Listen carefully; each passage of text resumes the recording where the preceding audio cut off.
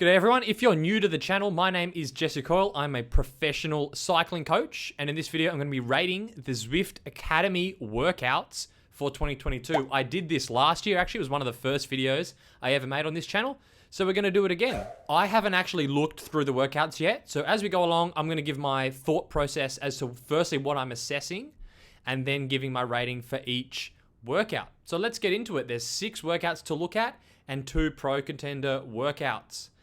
Workout number 1 is aerobic conditioning. So just so you're aware, there are short versions of these. We're going to be going through the long versions.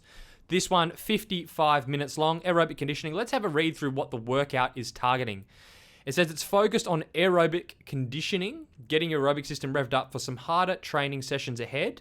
Okay, so it's a bit of a primer workout that they're putting on early in the month. For this workout, they're accumulating 30 minutes of work. The majority of that below your FTP.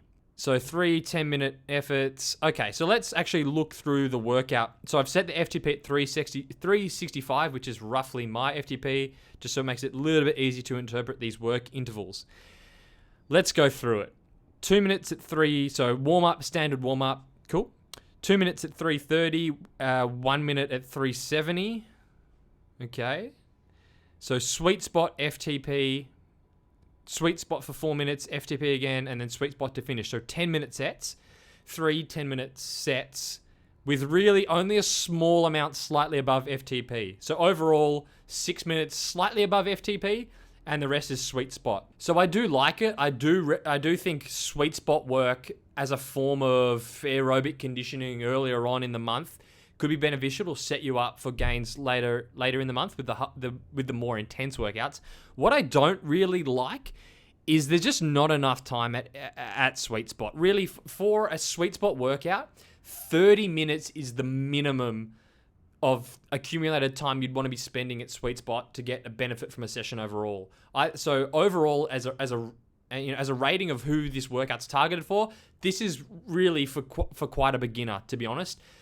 And you've got these big rests in between. You're only doing 10-minute sets at sweet spot and then a 5-minute rest, which is a lot of rest recovery for a 10-minute set of pretty much sweet spots. I would recommend, if I was doing this workout, I would prefer this to have closer to 40 minutes of work at sweet spot to cover the range of riders that are going to be doing Zwift Academy. And for more of an intermediate or advanced rider, even higher, 50, 60 minutes of accumulated time at sweet spot, I would recommend for a proper tough workout.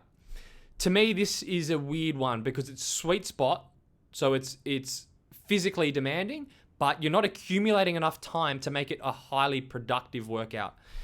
Okay, you've got the kicks up to sort of FTP, but they're not doing much because they're only a minute long. So I would say it's kind of missing the mark in terms of being hard enough. It's sitting in this awkward gray zone, so it's not terrible. The timing's right of it. The zones are right. It's just not the accumulated time. I'd give this one a 3 out of 5. To get this up to a 4 or 5 out of 5 rating overall, I would say get rid of these over portions aren't high enough where they're really doing much physiologically. They might be good from an entertainment point of view, but they're not stimulating that much more of a response. So I would say get rid of these little kicks, these 1-minute kickers, make it a straight sweet spot block and do 2x20 at sweet spot or 3x15. And I would say that would cater to that would be a more demanding workout for a higher range of riders. Next workout here, we've got FTP Short Blocks. Okay, so the goal is accumulating as much time around FTP as possible without going to failure. Okay, we do this by having short blocks of 90 seconds to 2.5 minutes of intensity, so you can maintain a good rhythm in each rep and small enough rest periods so it's maintaining that stimulus across the session as a whole. Yep, I can sort of see that. So let's have a look. FTP at 365. So literally it's at 100% of FTP, all these reps. Let's see what we're doing. So 1.5 minutes into 30 seconds rest. Repeated. Okay. And then the same again, but for 2-minute sets at 370. Oh, sorry, that was 385. 370. 365. Let me go and add up the total work time here.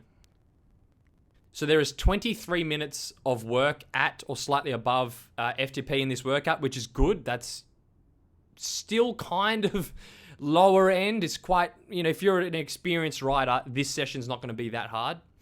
But For a beginner to sort of intermediate, this would be a pretty solid workout. So for what they've set out to do in this description, I'm giving this workout a 5 out of 5. It does tick the box, but I would say it only ticks the box for the beginners and the intermediates. If you're someone who's a B grade or above, the stimulus you're going to get from this workout is not that good because the workout's not that hard. 23 minutes of accumulated time isn't that much. So I would say ticks the boxes, but if you're an advanced rider, this is not really going to be hitting the mark. And I'm going to say to do this workout as a hard enough workout to get a good, to be moving the needle around FTP, you'd want to increase this intensity. Like these should really be at 105 to 110% of FTP for all of these blocks for an advanced rider. So keep that in mind if you are quite experienced and you're going to do this workout. Workout number 3, the Volcano. This workout will see your ability to push up your max aerobic ability. Right. With some focused work in your VO2 power. Okay, I don't really like your max aerobic ability and some focused work in your VO2 max power. Okay, so it's a VO2 max focused workout. The goal is to accumulate around 8 to 10 minutes at an intensity which is similar to that which you will ride the Volcano COM during the baseline ride. Okay, that kind of makes sense. This workout will help you push up that ability to maintain a high aerobic power.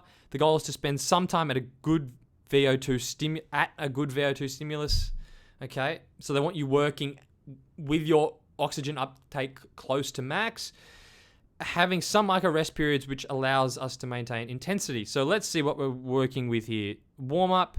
Okay, they're running through more of a complex warm up. These really aren't work sets. You're not getting into the work until here. Main work sets are 1.5 minutes at sweet spot. Okay, and then another 1.5 minutes at 400 watts, which is not, that's low zone 5. 400 watts with an FTP of 365 is not really VO2 max. So I think that's really missing the mark. Okay, and that's just repeated. Bugger. Look, two problems with this workout in my mind. Firstly is I don't understand why they're starting the sets with the sweet spot block, then going into the VO2 max block. If I was, recommending this workout, I would swap those around. I would do the 1.5 minutes at VO2 max. It's going to raise the oxygen uptake faster. Then I would drop into the sweet spot 1.5 minutes to finish off each set. It's just going to make it a more stimulating workout in terms of targeting oxygen uptake, which is what they want here. And then yes, second thing I would change about this workout is I would just make this 1.5 minutes harder. Again, it's kind of the problem you get with Zwift Academy because they're building the workouts for everyone, because Zwift Academy is open to everyone. For a real beginner, this might tick a box and be hard enough. For anyone C grade and above, if you have your FTP set correctly, this workout is not going to be hard enough where it's stimulating adaptations at a VO2 max level. I can't see it hitting that mark. So for those reasons, I'm giving this a 2 out of 5. Really, I like the shape if they had flipped it, but I can't really give it much more than that. It has really missed the mark in my opinion. Guys, very quick ad break by me for Nero Coaching. I have some coaching availability at the moment. If you've considered being coached, please don't hesitate to get in touch with me. Click the coaching link in the description down below. At the bottom, there's a form where you can let me know a bit about yourself and we can discuss whether coaching is right for you. And you can ask me any questions about the services I offer. So please don't hesitate to get in touch if it's something you might be interested in. Number 4, depleting workout. Interesting. So this is one they didn't have last year. So this looks quite interesting. The workout is the first to include some higher intensity as we introduce some short efforts of 20 to 40 seconds to prime your aerobic system. Okay. Bit wishy-washy. That term of priming your aerobic system isn't really a thing energy system-wise. Bit of a warm-up, okay? Before a 10-minute block just below your FTP. These priming efforts prior to a 10-minute interval means that we will have depleted your anaerobic system slightly, okay, before you do the 10-minute efforts which are done below your FTP. So they're not really primers, they are anaerobic depletion efforts. Cool. So let's have a look. What do we got? 20 seconds of 510 watts, excuse me, 30 seconds, 475, 40 seconds, 440, and then rest period's a minute. That's a pretty long rest period for a depleting effort. And then 10 minutes of 335. Okay. And then pretty big break. Look, I like the idea. I think especially in terms of if this is sort of a race simulation type session, it is ticking a box there. What I am kind of missing though, again, is I just don't think this is that hard. 8 minutes warm up. So what's the total duration here? So it's 50 minutes, but there's only 2 working sets, which is not really that much, especially given that, okay, you're coming in here primed or in slightly fatigued state into your 10 minutes at sweet spot. It's not that hard. I would like to see a third set here if possible, and I'd probably cut these cooldowns too. You can warm up. You can be warm in 3 or 4 minutes. Go erg mode for 4 minutes at zone 2, do a couple of 30-second sprints, and you'll be good to go. And then straight in. So I'd skip this 3-minute thing, and I'd just go 4-minute warm up, and then just get straight into the work. And then rest time here, 6 minutes for after 10 minutes of sweet spot. I'd probably make this 4 minutes, and I would put another set in.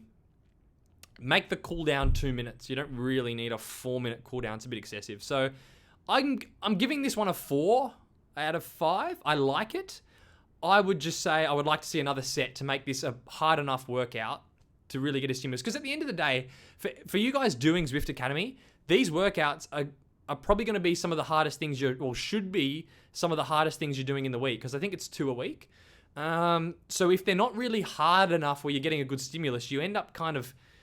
The Zwift Academy can end up kind of being junk, as much as I like to say, because if the workouts aren't hard enough to get a stimulus, and then outside of that you're doing lower intensity work, you can sort of be missing the mark here. So I would like to see a third set there to make this a proper hard workout that'll have a really good benefit. And workout number 5, pyramids. So this is getting to the end of the Zwift Academy. So it's focused on a high aerobic power with a VO2 max. I don't like when they say, so when the VO2 pyramid, it should say VO2 max. VO2 isn't a thing. That's just the amount of oxygen you're consuming, which is happening constantly 24/7 as long as you're alive.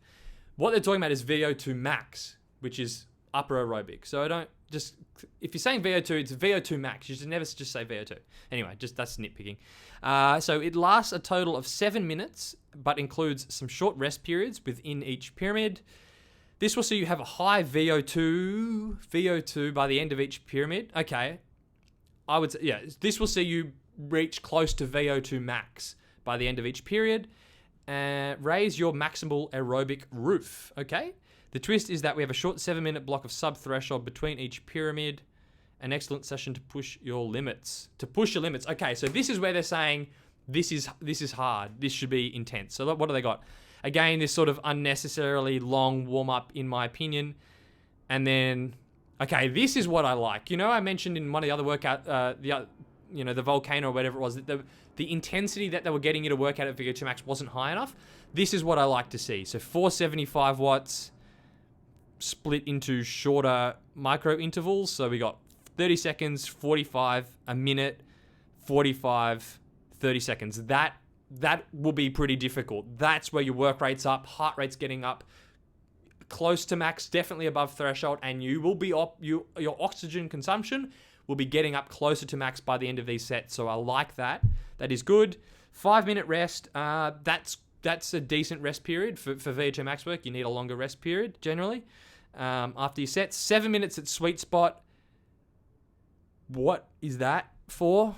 That's bizarre.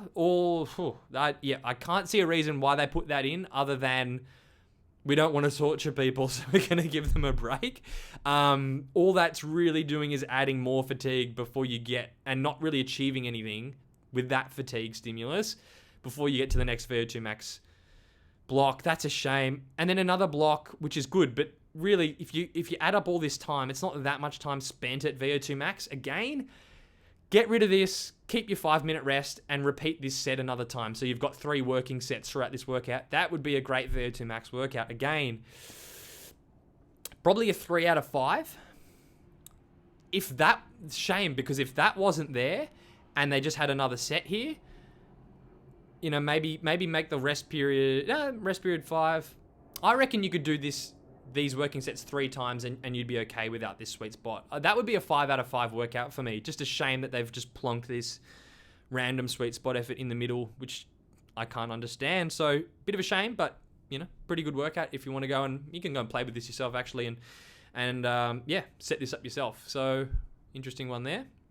Workout number 6, last of the main workouts, it appears. This is push the pain barrier.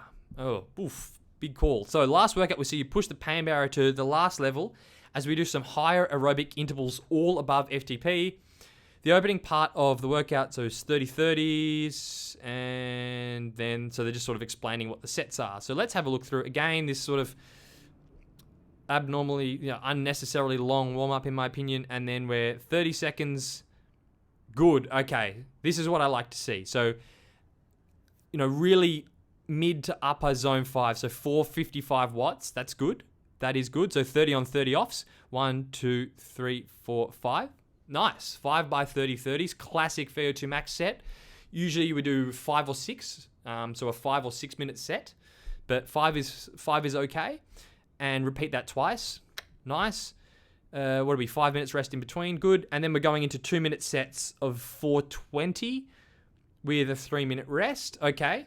I like it. I actually prescribe a workout pretty much exactly like this. It's just intermittent work for 2 sets and then going to more of a sustained effort. I like this. My problem... So I'm going to give this a 5 out of 5. I think this is a very good workout. This will absolutely tick the box of being painful and stimulating VO2 max adaptations. What I would say though is you're going to need to adjust the intensity on this one. They're setting this intensity to cover everyone from the guys trying to make finals to the D grade beginner. So you need to make sure that you are making, if this workout is too easy, up the intensity to make sure you're getting into those 8.5, 9, 9.5, even up to 10 out of 10 in terms of effort level, to get the stimulus you're going to want. And on the same sort of thing, if you get halfway through some of these sets and you're just struggling to finish, feel free to dial it down. But you're going to have to play with that intensity slider to get the most out of this workout and to really push the pain barrier. So it's on you. The onus is on you to adjust the intensity to make sure this tick the marks, because this is a very good workout. 5 out of 5. I like it. Final section for this video, guys. We're going to have a look at these pro contender workouts. Okay, so these are... interesting. Okay. These look maybe possibly more like testing efforts. Let's have a read. So are you ready to dig deep and prove yourself? Riders going for the pro contender selection must hit a designated watts per kilo during the 4-minute and 12-minute effort. Okay. Yep. So it is a testing workout. Interesting.